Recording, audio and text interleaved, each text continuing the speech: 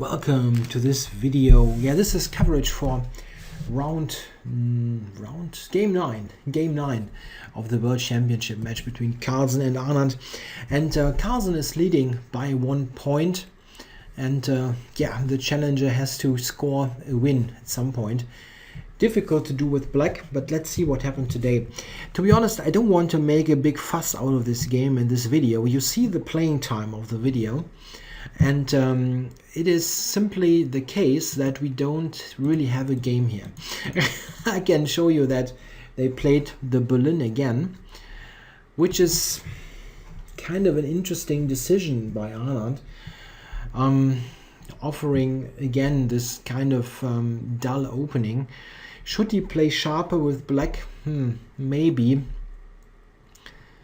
It yeah, afterwards in hindsight is 2020. Yeah, is it should he play sharper? Should he, like he does obviously, try to score with white and be content with black to have a draw? I don't know. Well, we got this, and this is the same as in game 7, where Carlsen had this long pressure, but didn't break through. We have a different line now with 92, and I'm not an expert on the Berlin. I don't intend to become one just because I need to do commentary on this really boring game. So I can tell you that they came to this point where white has played e6, and yeah, I mean, the thing is, white is sort of threatening to take on f7, play knight g5. So bishop d6 is the move, the normal move. And after that, white gave the check here. Yeah, and now the only sensible move is really king f6, attacking this knight on g5. Yeah, you don't want to go back. I mean, what kind of move is that? Yeah, yeah, it looks ridiculous. And probably has some concrete problems, like knight g6, for example, and then rook h6. But well, it's impossible really now for black to do anything else but king f6. And after king f6, we have this check, and again a check, and again a check, and here the game was over. So we really had a non-game today. How to assess this? I mean, besides the fact that it's a big disappointment for the spectators. Yeah, so Anand really seems to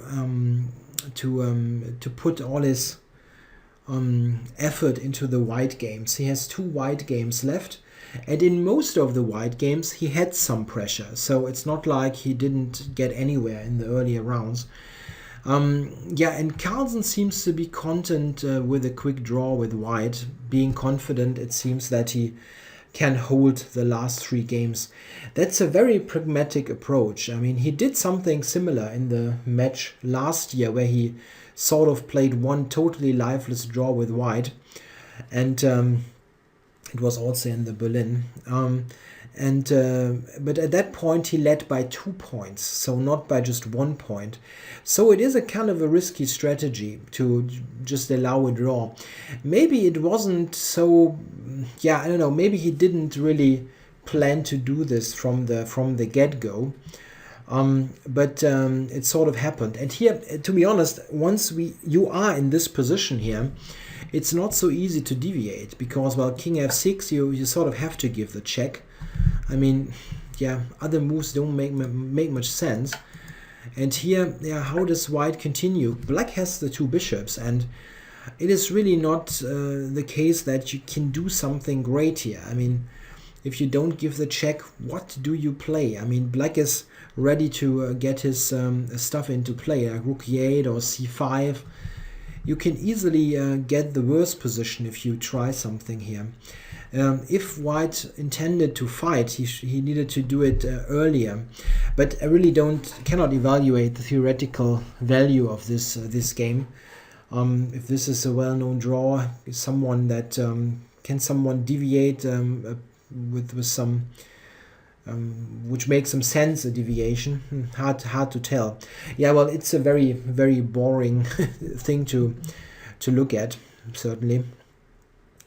So what do we get? We get 3 games that are left. Two Anand games. Anand has white in the last game, which I think is in this case quite good for him. So even if it comes to the situation that he's down 1 point, he can try to win the final game and force a tiebreak. And I mean, I think definitely Vichy looks in better shape than last year, where it was really a very one-sided affair. So I'm not totally convinced that it is an easy going for Carlsen. Also, I have the slight suspicion that he's not in 100% physical shape. He looked very, very tired in the game before that, in game 8. And I don't know, maybe he's not really totally fit. They have the opportunity, in case of a real illness, to consult a doctor, and then they sort of get a day off. But you have to be really ill to do that. So like a fever or whatnot. Maybe it's something that simply just happened to people. You get to, let's say, what I had last week. I got some sort of a stomach bug, virus, whatnot. And I assure you that I wasn't in any position to play chess or even think straight. And this is not the kind of thing that you can use to get a day off here. You need something really serious.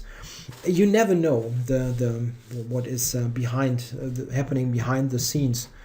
Yeah, there's been this World Championship match in 2004 between Kramnik and Leko, where Kramnik was so ill that he had to take heavy medication all the time, but he still couldn't. There was no way to postpone games then, if I'm not mistaken. Yeah, so a disappointing game today, but let's hope that the white games by Vichy will be more interesting, the next one being tomorrow. Yeah, thanks for watching anyway, and well, I'm not in a position to change anything about the game content. Okay, well, thanks for watching. I'm back tomorrow with game 10 it is. Thanks.